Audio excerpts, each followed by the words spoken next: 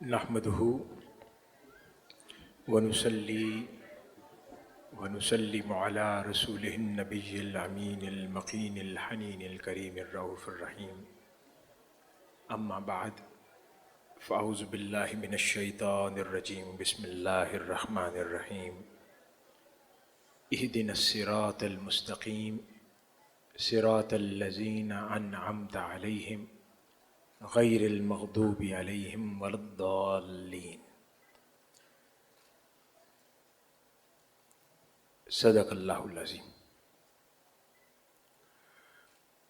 محترم المقام بیرسٹر عامر حسن صاحب،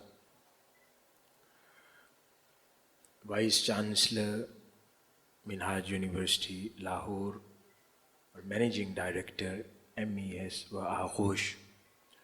محترم ڈاکٹر ساجد محمود شہزاد صاحب،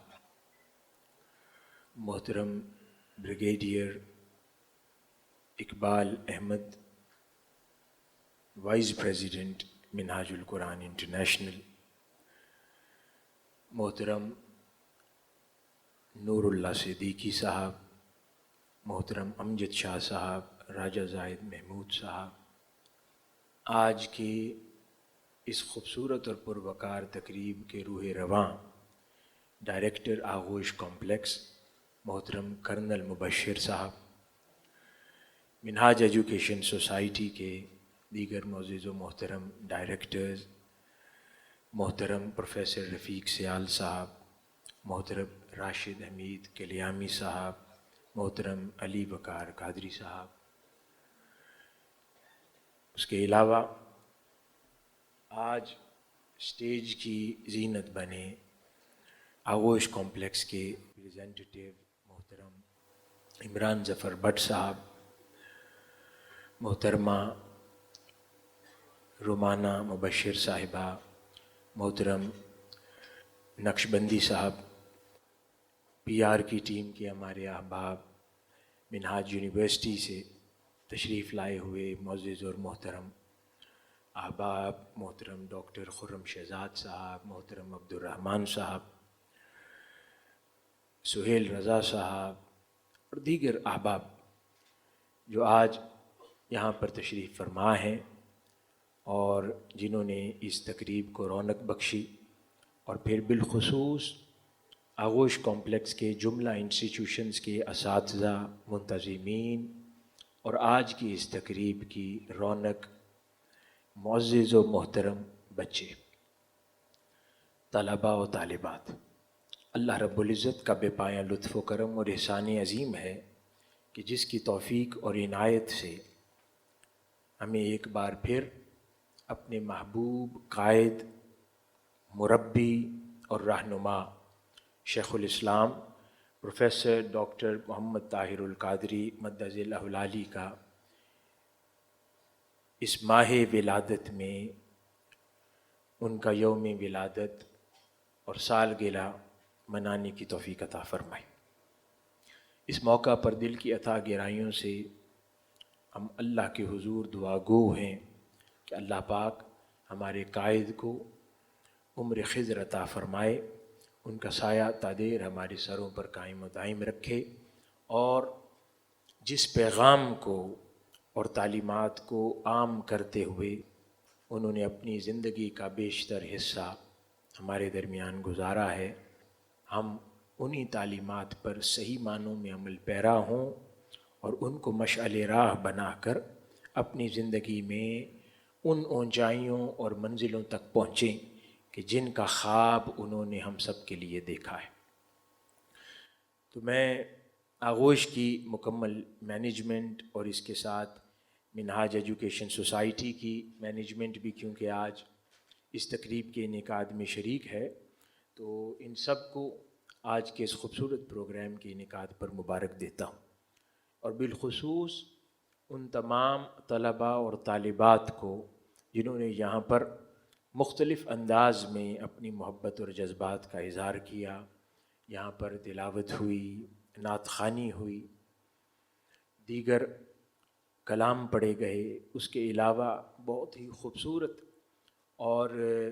پرمغز انداز میں تقاریر پیش کی گئیں،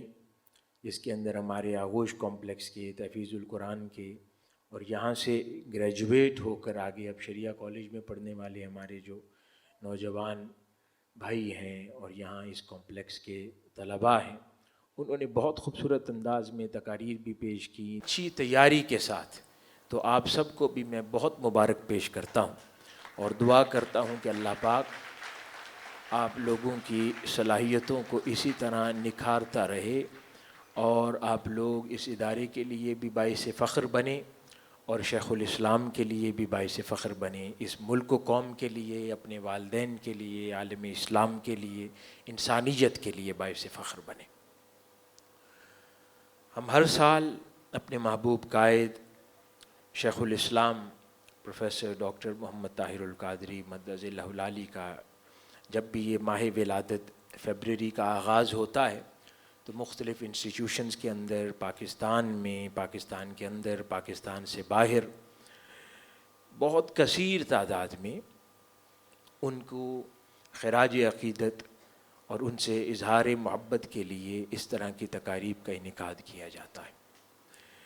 تو جہاں پر اس طرح کی تقاریب کا انعقاد کرنا در حقیقت اس کے پیچھے جو مقصد ہے وہ اپنے آپ کو یاد کروانا ہے کہ ہم جس شخصیت کے ساتھ، جس لیڈر کے ساتھ وابستہ ہیں، ان کا پیغام کیا ہے، ان کی تعلیمات کیا ہیں،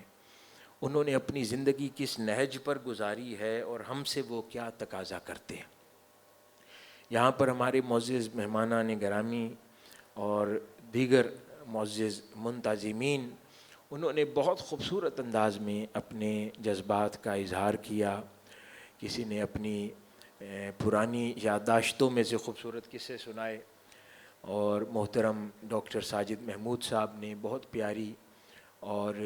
توجہ مبذول کروانے والے کچھ اہم نکات اٹھائے جس کے اوپر ہم سب کو غور کرنے کی ضرورت ہے. اور پھر اس کے علاوہ محترم امجد شاہ صاحب نے اپنی کچھ پرانی باتوں میں سے کچھ شیئر کیا ہمارے ساتھ. اس کے علاوہ یہاں پر محترم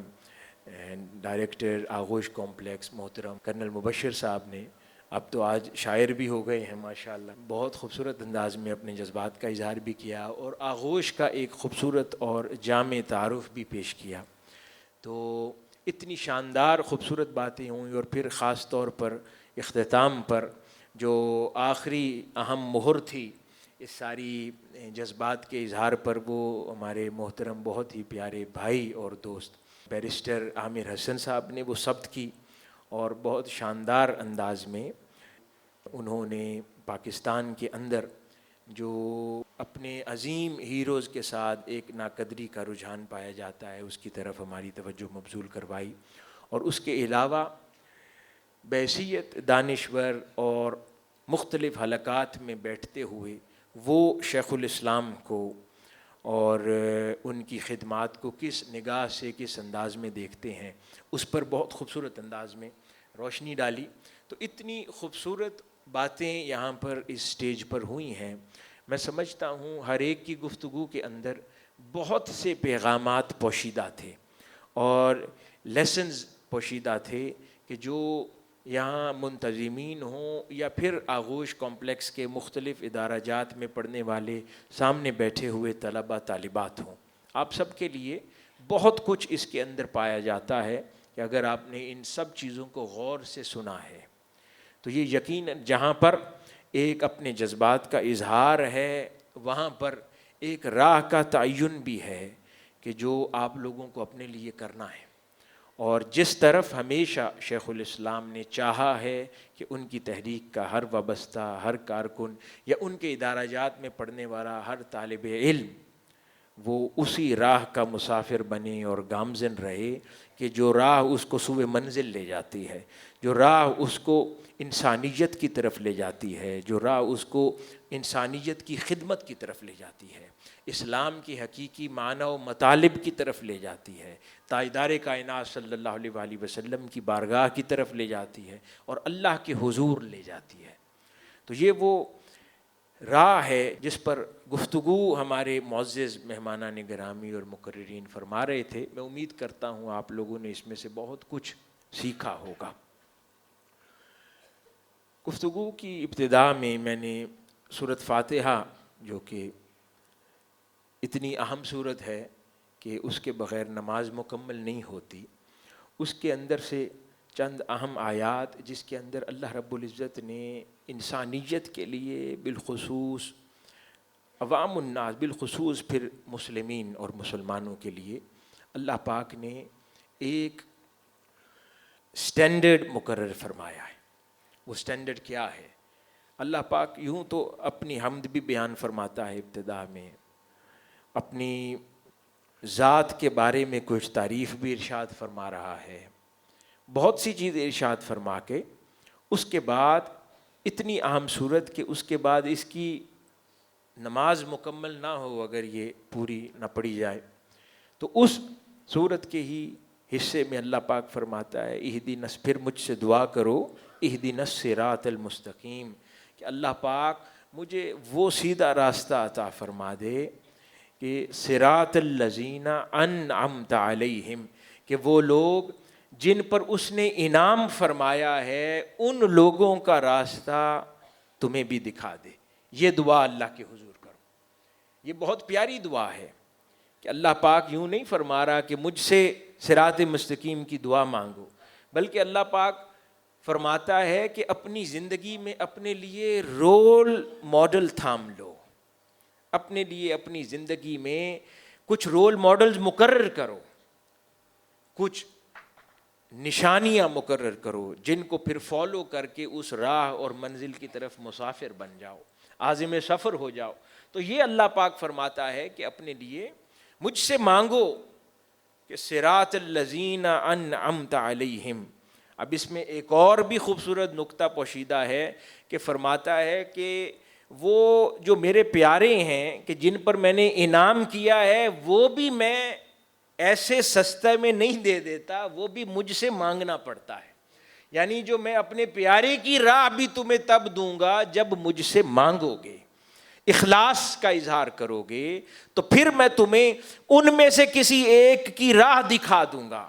ان میں سے کوئی ایک چمکدار چہرہ دکھا دوں گا، ان میں سے کوئی ایک رول ماڈل تمہیں دکھا دوں گا، ان میں سے کسی ایک ذات سے وابستہ کر دوں گا جن پر میں نے انعام کر رکھا ہے۔ تو ہم مبارکباد کے مستحق ہیں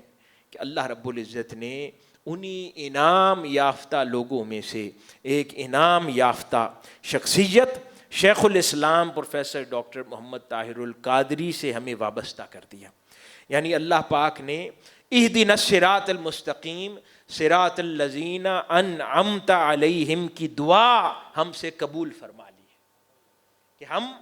جو اپنی نماز میں یہ دعا اللہ کے حضور پیش کرتے ہیں، اللہ پاک نے ہم سے یہ دعا قبول فرما لی ہے، اور ہمیں اپنے ان چنیدہ بندوں میں سے ایک چنے ہوئے عظیم شخصیت سے نہ صرف متعارف کروایا بلکہ ان سے وابستہ کر دیا۔ اور جب انسان وابستہ ہو جاتا ہے اس کے بعد اس کی شخصیت کے اندر پھر مختلف تبدیلیاں رونما ہونا شروع ہو جاتی ہیں، جیسے کہ ہمارے محترم بریگیڈیئر اقبال احمد صاحب فرما رہے تھے کہ 20 سال قبل وہ شیخ الاسلام کے ساتھ اور تحریک منہاج القرآن سے وابستہ ہوئے، لیکن گریجولی ایک میچور ایج کے باوجود وہ یہاں پر جب داخل ہوئے تو اسی انعام یافتہ بندے کی اس راہ پر چلتے چلتے آج وہ کہہ رہے ہیں کہ میں اپنی شخصیت کے اندر اتنی زیادہ تبدیلی محسوس کرتا ہوں اور وہ فیض اور فیوزات اپنے اندر محسوس کرتا ہوں کہ جس کا ادراک اور احساس شاید پہلے نہ تھا۔ تو یہ انعام یافتہ بندوں کو اللہ پاک جب کسی کے ساتھ عطا کر دیتا ہے تو پھر ان کے رستے پر چلاتا ہے۔ اب اسی کے اندر ایک اور بھی اہم پہلو بڑا ضروری ہے، وہ یہ کہ صرف ان سے اللہ پاک یہ نہیں فرما رہا کہ وابستہ کرتا ہے اہدنا الصراط المستقیم صراط الذین انعمت علیہم، کہ یعنی یہاں پر یہ نہیں کہہ رہا کہ انعام یافتہ بندوں سے تعارف کروا دے، انعام یافتہ بندوں سے کی ملاقات کروا دے، ان کی زیارت کروا دے، نہیں، فرماتا ہے انعام یافتہ بندوں کا راستہ عطا کر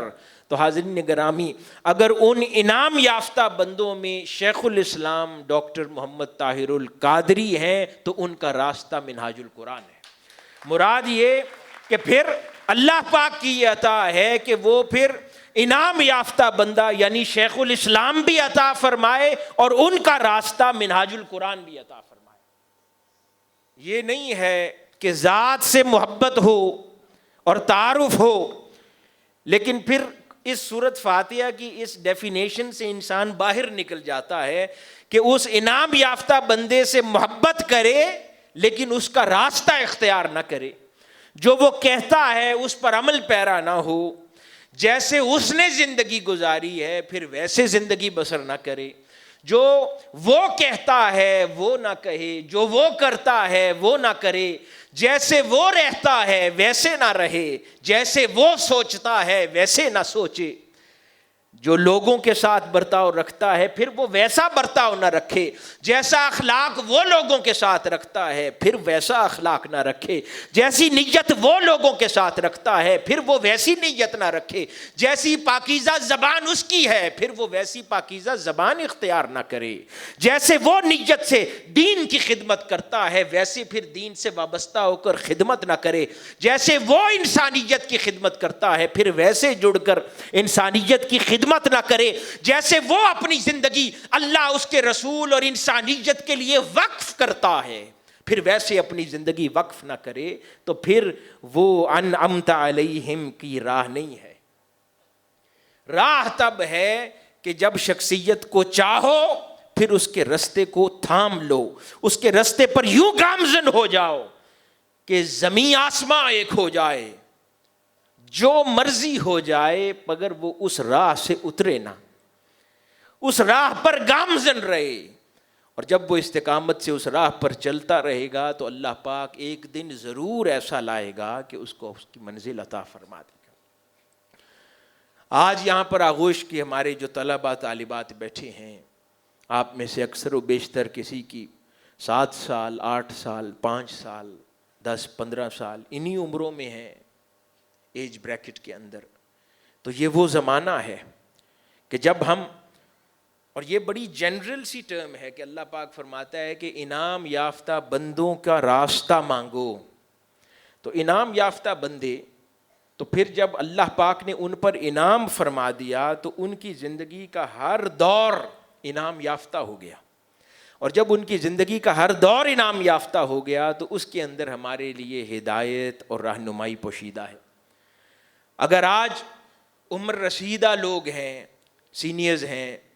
ان کو اگر رہنمائی چاہیے تو وہ دیکھتے ہیں کہ وہ اپنی پروفیشنل لائف میں، ایک اکمپلشڈ لائف میں اگر رہنمائی چاہیں تو وہ اس انعام یافتہ بندے کی زندگی کو دیکھیں گے کہ وہ آج کیسے ہیں۔ اگر کوئی طالب علم ہوگا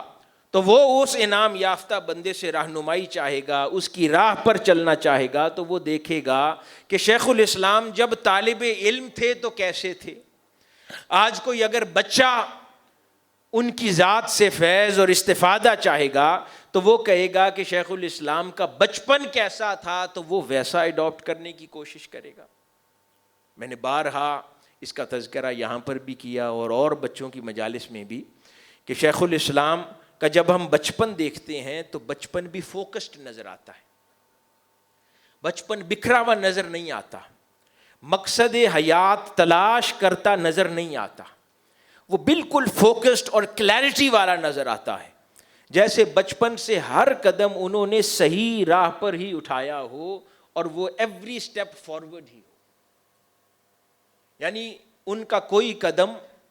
کچھ تلاش کرتا نظر نہیں آتا، ان کا ہر قدم اپنی منزل کی جانب بڑھتے ہی نظر آتا ہے، اتنی کلیئرٹی ہے۔ اسی وجہ سے تو ہم دیکھتے ہیں، میں بلکہ کچھ دن پہلے یہ میں تذکرہ بھی کر رہا تھا کہ آپ 80s کی ان کی ویڈیوز اٹھا کر کبھی دیکھیں شیخ الاسلام کی، آپ میں سے اکثر یوٹیوب پر دیکھتے ہوں گے، تو میں کئی بار بڑا اس پر تعجب کرتا ہوں اور غور کرتا ہوں اور پھر اللہ پاک کا شکر ادا کرتا ہوں کہ اللہ پاک نے ایسا عظیم قائد ہمیں عطا فرمایا ہے۔ میں جب ان کی ارلی 80s کی بھی ویڈیوز دیکھتا ہوں، 1980 کی بھی باتیں ساتھیوں سے سنتا اور دہراتا ہوں، جب ان کی عمر 29 سال ہے 28 سال ہے، 27 سال ہے، 30-32 سال ہے. یعنی آج ان عمروں کے نوجوان اور جوان لوگوں کو ابھی اپنے مقصد حیات کا شعور ہی پوری طرح نہیں ہوتا. ان کے اوپر سے ابھی جوانی ہی نہیں ڈھل رہی ہوتی اور آگے پریکٹیکل لائف اور وہ سوچ و بچار کا آغاز لائف میں نہیں ہوا ہوتا. تو یہ اپنی ارلی 20s میں ہی جتنی کلیئرٹی آف تھاٹ ہے، نہ صرف کلیئرٹی آف تھاٹ، اللہ پاک نے ان کو عجیب عظیم صفات کا مالک بنایا کہ وہ اپنی 29 اور 30 میں بھی اس زمانے کے جتنے بڑے زعماء، مفکرین، پولیٹیشنز، حکمران، برسر اقتدار لوگ، وہ 29-30 میں بھی ان میں بیٹھتے ہیں تو اسی طرح اونچے قد کے نظر آتے ہیں اور سارے ان کا ادب اور احترام کرتے نظر آتے ہیں جس طرح آج ہے. تو میں کئی بار سوچتا ہوں کہ یہ تو تعلیم کا ان کا زمانہ تھا تو لوگوں کو تو اپنا معاشرے میں قد بنانے پہ بڑا وقت لگ جاتا ہے. وہ وقت انہوں نے کہاں صرف کیا، اور وہ زمانے میں جو قد حاصل کیا، جو بلندی حاصل کی کہ باقی لوگ جو ان سے ملتا تھا اس کی نگاہ جھکتی تھی ان کے سامنے، وہ کس دور میں حاصل کر لیا. کیونکہ جب سے ان کو نمایاں دیکھتے ہیں ان کو عروج پر دیکھتے ہیں اور ہر کسی کو ان سے استفادہ کرتے ہی دیکھتے ہیں، ہر کوئی ان سے سیکھتا ہی نظر آیا ہے. مجھے وہ زمانہ یاد نہیں ہے کہ جب وہ سیکھ رہے تھے کسی سے. تو یہ کیسی عظیم اور خوبصورت شخصیت اللہ پاک نے ہمیں عطا کی ہے کہ جو شروع سے اپنی جوانی سے ہی ایک مکمل پیکج کی صورت میں ہے اور وہ ہمیں تقسیم کرتے ہی نظر آتے ہیں، ہمیں دیتے ہی نظر آتے ہیں. ایسا کیوں ہے؟ ایسا اس لیے ہے کہ انہوں نے اپنی راہ کا تعین، منزل کی شناخت جوانی کے بعد نہیں کی. ان کا بچپن ایسا تھا. جو محنتیں لوگ جوانی میں شروع کرتے ہیں انہوں نے وہ اخلاص بھری محنتیں اپنے بچپن میں کی ہیں. اس لیے کہ جب وہ جوان ہوتے ہیں اپنی 20s سے ہی پھر تقسیم کرتے نظر آتے ہیں، حاصل کرتے نظر نہیں آتے، کیونکہ وہ سیکھنے کا مرحلہ، اخلاص کا مرحلہ، محنت کا مرحلہ، ریاضت کا مرحلہ، اللہ اور اس کے رسول کی خاطر دن رات محنت کرنے کا مرحلہ اپنی جوانی میں عبور کر لیا. ہمارے جو پرانے ساتھی جو لوگ واقف ہیں حضور شیخ الاسلام کے بچپن سے، یہ میں آپ کے لیے کہہ رہا ہوں کہ آپ لوگوں کا آج بچپن ہے، وہ لوگ بتاتے ہیں کہ تھوڑی عمر سے 6-7 سال سے بھی جو لوگ شیخ الاسلام کو جانتے ہیں وہ کہتے ہیں کہ ہمیں یاد نہیں کہ کب شیخ الاسلام کی اس 6-7 سال کی عمر میں بھی کبھی تہجد قضا ہوئی تھی اور وہ مسجد میں جا کے پڑھتے تھے. اتنی سی عمر تھی. اور پھر نہ صرف ایک طرف تو یہ محبت ہے اور دین کے ساتھ رغبت ہے اور یہ عبادات کا ذوق ہے، اور دوسری طرف وہیں 9-10 سال کی عمر میں وہ اپنے سیکرٹ ہارٹ اسکول میں پڑھتے تھے. وہاں پر کچھ رئیسوں کے بچوں نے ایک غریب بچے کے ساتھ زیادتی کی تو 10 سال کی عمر میں یہی شخصیت جس کو آج ہم قائد انقلاب کہتے ہیں، وہ 10 سال کی عمر میں اتنا خجور ہیں کہ وہ اتنی عمر میں سٹینڈ لے لیا بچے کے لیے اور پورے اسکول کے بچوں کو سٹرائک پر لے گئے.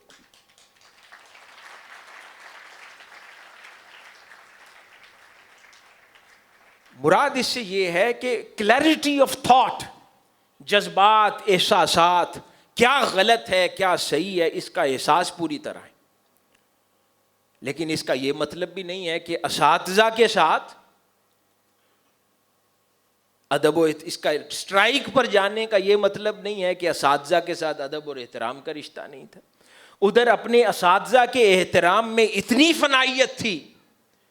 کہ آپ اس وقت منہاج القرآن بنا چکے تھے اور ایک زمانہ آپ سے محبت کرتا تھا اور ایک شہرت آپ حاصل کر چکے تھے ارلی 80s کے اندر. تو آپ کے ایک زمانہ طالب علمی اور بچپن کے ایک استاد آپ کے گھر تشریف لائے، اور وہ تشریف لائے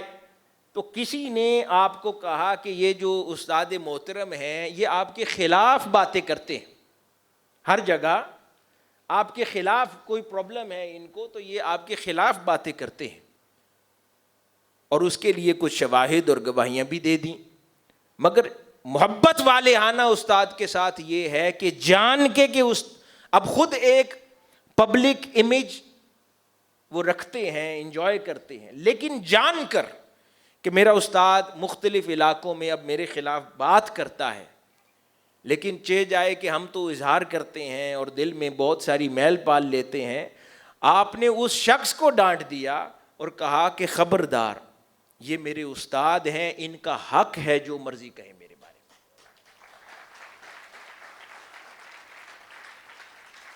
دوسری طرف استاد کے احترام کا لیول یہ ہے,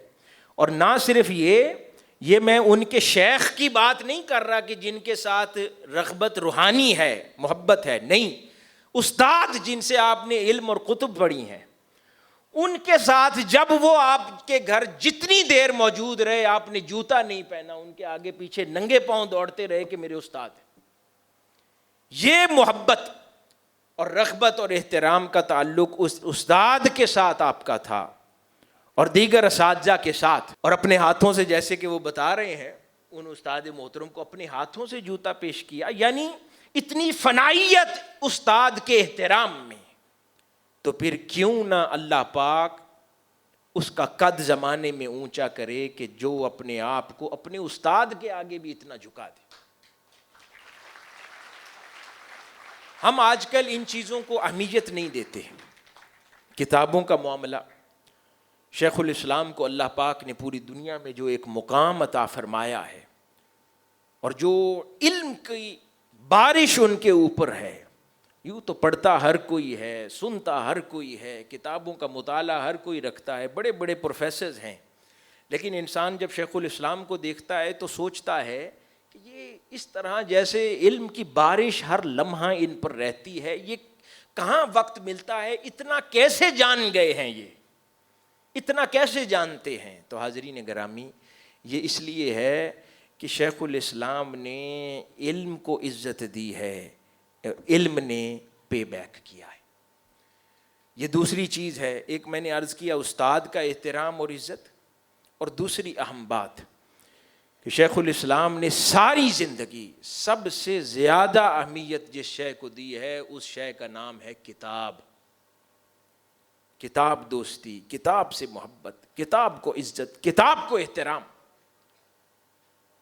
خود نیچے سو جانا, کتاب کو اونچی جگہ پہ رکھنا. ہم اوپر بستر پہ سوتے ہیں, کتاب کو نیچے زمین پر رکھتے ہیں, تو وہ کتاب کیسے مخاطب ہوگی آپ سے, وہ کتاب کیسے پھر اپنے سینے کے راز آپ کو منتقل کرے گی جب اس کتاب کو وہ عزت نہیں دی جاتی. تو نہ پڑھانے والے کو عزت دیں گے, نہ اس کتاب کو عزت دیں گے جس سے سیکھتے ہیں, تو پھر وہ آپ سے مخاطب نہیں ہوگی. تو شیخ الاسلام کی جو خصوصیات میں سے جو بے پناہ ہیں, ان گنت ہیں, جو ایک خاص بات میں عرض کرنا چاہتا تھا, ایک کردار کہ بچپن سے صالحیت تھی, پاکیزگی تھی, اور پورے اپنے علاقے میں تھوڑی عمر کے اندر بھی کوئی آپ کے ساتھ تعلق رکھتا ہے نہیں رکھتا, لیکن آپ کے بارے میں یہ 6-7 سال کے بچے کے لیے یہ احترام دل میں ضرور رکھتا تھا کہ یہ ہم سب میں سب سے پاکیزہ ہے, یہ ہم سب میں سب سے زیادہ شریف الطبع, اور ہم سب میں سب سے زیادہ اللہ اور اس کے رسول کا مقرب یہ بچہ ہے. ان سے دعائیں کروانا, ان سے علم کی بات کہنا اور سمجھنا اور سیکھنا, تھوڑی عمر سے ہی یہی رغبت کا حال تھا. تو یہ کب ممکن ہوتا ہے کہ جب ہم اپنے بچپن کو اور اس طرح یہ جو آج آپ کی عمر ہے اس کے اندر ہم لوگ اتنا زیادہ میچورٹی کے ساتھ اپنی اگلی راہ کا تعین کرنے لگیں, اپنے معاملات میں, اپنے اعمال میں, اپنے اخلاق میں, اپنی زبان کے معاملات میں, پاکیزگی میں, طہارت میں, علم سے رغبت کے اندر اپنی زبان کے ساتھ, اپنی نگاہ کے ساتھ پاکیزہ ہو جائیں, طاہر ہو جائیں. اللہ پاک نے ہمارے قائد کا نام طاہر عطا فرمایا ہے, تو ان کا چاہنے والا, ان کا ماننے والا ہر شخص طاہر ہو جائے, پاکیزہ ہو جائے, اور پھر اپنی راہ پر محنت کرے, اپنی راہ پر محنت کرے, اپنے اساتذہ کا احترام کریں, اخلاص کے ساتھ محنت کریں, جس کو جو بڑا بنائے اس کو بڑا مانے, اور اس کے بعد اپنی زندگی کے اوپر محنت کرتے چلے جائیں, اپنے اخلاق سنوارتے چلے جائیں. تو پھر کوئی وجہ نہیں ہے کہ اللہ پاک اس قائد کا فیض ہمیں عطا نہ فرمائے اور ہم بھی اپنی زندگی کو بہتر انداز میں کامیابی کی طرف نہ لے جا سکیں۔ تو یہ جو آج کے جو تقریب ہے اور اس طرح کی تقاریب کا ہر سال انعقاد کیا جاتا ہے، یہ وہ تجدید عہد بھی ہے، یاد دہانی بھی ہے کہ ہم لوگوں کو اپنی زندگی کے اندر کچھ بہتری پیدا کرنی ہے، لانی ہے، چاہے وہ جابز ہم کرتے ہیں، چاہے والنٹیئر ورک کرتے ہیں، چاہے طالب علم ہیں، کچھ بھی ہیں، اگر شخصیت میں نکھار نہیں آیا، شخصیت میں فرق نہیں آیا، اخلاق نہیں سنورے تو کوئی فائدہ نہیں۔ جیسے کہ وہ کلیامی صاحب انٹرسٹنگ قصہ سنا رہے تھے کہ وہ یہاں تک اب وہ جوس کا باکس جو کسی نے پھینک دیا ہے تو اس سے کیا فرق پڑتا ہے، لیکن یہ اخلاق کا اونچا معیار ہے کہ آپ نے کہا کہ نہیں، جو میرا چاہنے والا ہے، میرے ساتھ چلنے والا ہے، مجھے اپنا قائد کہنے والا ہے، وہ انوائرمنٹ کو پولیوٹ نہیں کر سکتا۔ اور آپ نے اس کی اصلاح کی کہ وہ لباس میں کیسا لگے، وہ اپنی عادات اطوار میں کیسا لگے، باتوں میں کیسا لگے، آپس میں دوستوں میں شستگی کیسی ہو، دیگر لوگوں کے ساتھ جو شستگی کیسی ہو، اپنوں کے ساتھ کیسا ہو، پرایوں کے ساتھ کیسا ہو، کسی کی دل آزاری کرنے والا نہ ہو، کسی کو دکھ پہنچانے والا نہ ہو، اور پھر اپنی ذات میں علم دوست ہو اور عالم ہو، اس سے جس بات پر بات کی جائے وہ جانے اور لوگوں کا مسئلہ حل کرنے کی صلاحیت رکھتا ہو، اور پھر انسانیت دوست ہو، اس کا دل انسانیت کے لیے دھڑکے، جب وہ انسانیت کو غمگین دیکھے وہ شے اسے غمگین کر دے، جب انسانیت کو خوش دیکھے وہ شے اسے خوشی فراہم کرے۔ جب انسان ایسا ہو جائے گا تو پھر اللہ پاک زمین سے اٹھا کر ایسے لوگوں کو آسمان پر بٹھا دیتا ہے، اور پھر یہی وجہ ہے کہ لاکھوں لوگ اس ذات کے ساتھ یوں وابستہ فرما دیتا ہے کہ وہ اس ذات سے اپنے والدین اور اپنے گرد و نواح اور سب سے زیادہ محبوب لوگوں سے بھی زیادہ ٹوٹ کر محبت کرنے والے ہو جاتے ہیں۔ کیوں؟ کہ اللہ پاک نے ان کو باقیوں میں نمایاں کر دیا ہے۔ تو یہ سفر آج سے شروع ہوتا ہے۔ امام غزالی بڑی خوبصورت بات ارشاد فرماتے ہیں رضی اللہ تعالیٰ عنہ، وہ تو بلکہ اس سفر کو اس سے بھی پہلے فرماتے ہیں کہ جب اللہ پاک کسی شخصیت کو آسمان پر بٹھاتا ہے اور بلندیاں عطا کرتا ہے تو امام غزالی فرماتے ہیں کہ اس شخصیت کی شخصیت سازی تو اس وقت شروع ہو جاتی ہے جب وہ ماں کے پیٹ میں ہوتا ہے۔ جب کسی کو کوئی بڑا بناتا ہے تو اس کی تیاری اللہ پاک بہت پہلے سے شروع کروا دیتا ہے۔ فرماتے ہیں کہ وہ شخصیت تو پھر ماں کے پیٹ میں بننا شروع ہو جاتی ہے، پھر اس کی شخصیت کے اوپر اس ماں کے دودھ کے اثرات مرتب ہوتے ہیں، پھر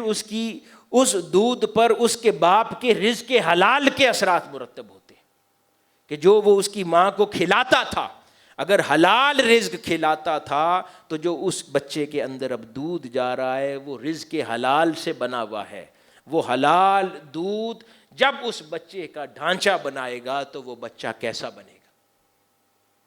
تو یہ تربیت تو وہاں سے شروع ہو جاتی ہے۔ پھر بچپن کے اندر تربیت کا عمل دخل اتنا گہرا ہے کہ امام غزالی رضی اللہ تعالیٰ عنہ ایک اور بڑی خوبصورت بات فرماتے ہیں، یعنی یہ ایک انٹرسٹنگ پہلو ہے جس طرف ہماری توجہ نہیں جاتی۔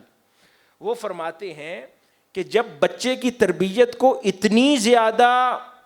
خاص نگاہ کے ساتھ دیکھو کہ اگر دیکھو کہ بچے کی نیوٹریشنل ضرورت پوری ہو گئی ہے اور اس کے باوجود بھی وہ زیادہ خوراک مانگتا ہے اور سمجھے والدین کہ نہیں اس کے جسم کی ضرورت پوری ہو گئی ہے، تو سمجھو کہ اسی عمر میں اب اس میں حرص داخل ہو رہا ہے، وہیں تربیت کرو۔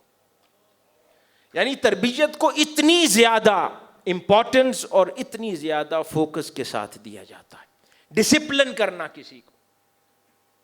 کہ اتنا اس وقت آپ کھا سکتے ہیں اور اس وقت نہیں کھا سکتے۔ ایک ہوتا ہے کہ بچے کو سپوائل کرنا لاڈ کے ساتھ، اور ایک ہوتا ہے کہ ڈسپلن کرنا، درمیان میں اس کو رکھ کر کہ کیا غلط ہے اور کیا صحیح ہے۔ تو یہ تربیت تو ان جگہوں سے شروع ہو جاتی ہے۔ اور پھر بچوں کے اندر تربیت کا وہ مادہ پیدا کرنا، اللہ اور اس کے رسول کی محبت اسی عمر سے پیدا کرنا، نماز کا رجحان ان کے اندر داخل کرنا کہ بائی دا ٹائم جب وہ 15 16 17 سال کے ہوں تو پھر منت نہ کرنی پڑے، وہ دل اس کا چاہے خود مصلی پر بچہ کھڑا نظر آئے جب نماز کا وقت ہو۔ اسی طرح علم دوستی اس کے اندر پیدا کرنا، اس کے اخلاق اچھے ہوں اور ایسے اچھے اخلاق ہوں کہ پھر وہ بچپن میں یوں اس کی تربیت اور شخصیت سازی ہو جائے کہ وہ بڑوں کے ساتھ پھر کبھی وہ بدتمیزی کرتا نظر نہ آئے۔ یہ سب بنیاد بچپن میں اس کے اندر داخل کر دی جاتی ہے۔ تو یہ وہ تربیت کے عوامل ہیں۔ میں مبارک دیتا ہوں جو آغوش کے ہمارے بھائی ہیں، بچے ہیں، کہ یوں تو اللہ پاک نے آپ لوگوں کو والدین عطا فرمائے اور پھر اللہ کی مرضی سے وہ دنیا سے، اس میں سے کبھی والد کبھی والدہ دنیا سے چلے گئے۔ تو آپ کے گھروں کا ماحول، کبھی کسی شہر سے آئے ہیں، کبھی کئی شہر سے آئے ہیں، تو وہاں پر والدین کی جہاں پر ہونے کی خوش قسمتی آپ کے ساتھ وابستہ تھی، وہاں پر ممکن ہے کہ شیخ الاسلام کی آغوش جیسی تربیت نہ میسر آ سکتی۔ تو اللہ پاک کا ممکن یہ ارادہ ہوا ہے کہ اس نے آپ لوگوں کے لیے بہت بہتر چاہا ہے۔ اس نے چاہا ہے کہ آپ لوگ شیخ الاسلام کی مرتب کردہ نظام تربیت میں سے نکلیں اور آپ اس پاکستان کے معزز و محترم اور اسلام کے معزز و محترم شہری اور باسی بن سکیں۔ تو آپ شیخ الاسلام کی، اللہ پاک نے آپ کو اپنے والدین کی آغوش سے اٹھا کر یہاں شیخ الاسلام کی آغوش میں داخل فرما دیا ہے۔ اور مجھے بہت خوشی ہوتی ہے کہ جہاں پر اب جیسے ہمارے نوجوان بھائی بہنیں یہاں پر جن جذبات کا جس انداز میں اظہار کر رہے ہوتے ہیں، کبھی تقاریر کی شکل میں، کبھی اور، پھر کلیئرٹی آف تھاٹ، مطالعہ، پریپریشن، آپ کو دیگر ادارہ جات کے اندر یہ لیول آف کانفیڈنس اور یہ محنت نظر نہیں آتی، بے شمار فی پیکیجز کے باوجود۔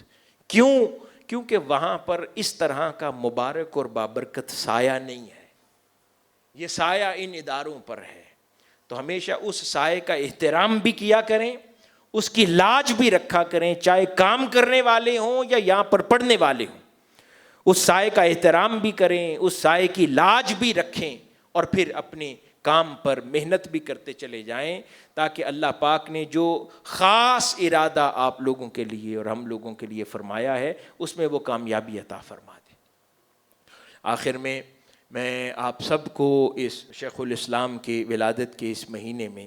آج کی اس تقریب کے موقع پر ان کی ولادت کی مبارکباد پیش کرتا ہوں، اور آغوش کمپلیکس کی مکمل اور MES کی انتظامیہ جنہوں نے اس پروگرام کا انعقاد کیا، ان کو دل کی عطا گرائیوں سے مبارک دیتا ہوں اس شاندار انعقاد پر، اور جتنے ہمارے معزز مہمان ہیں ان کا شکریہ ادا کرتا ہوں، وہ وقت نکالا یہاں تشریف لائے۔ جتنے ڈونرز ہیں جو وقتاً فوقتاً آغوش کے ساتھ معاونت کرتے رہتے ہیں اور اپنی وقت بھی دیتے ہیں اور اپنے مال میں سے بھی خرچ کرتے ہیں، اور آج بھی جو لوگ یہاں پر کنٹریبیوٹ کرتے ہیں، آپ سب کو بھی مبارک دیتا ہوں کہ اللہ پاک نے آپ کو ایک بڑی کاز کے ساتھ وابستہ کیا ہے۔ اللہ پاک آپ کی ایفرٹ کو قبول فرمائے اور آپ کے ڈونیشنز کو قبول فرمائے۔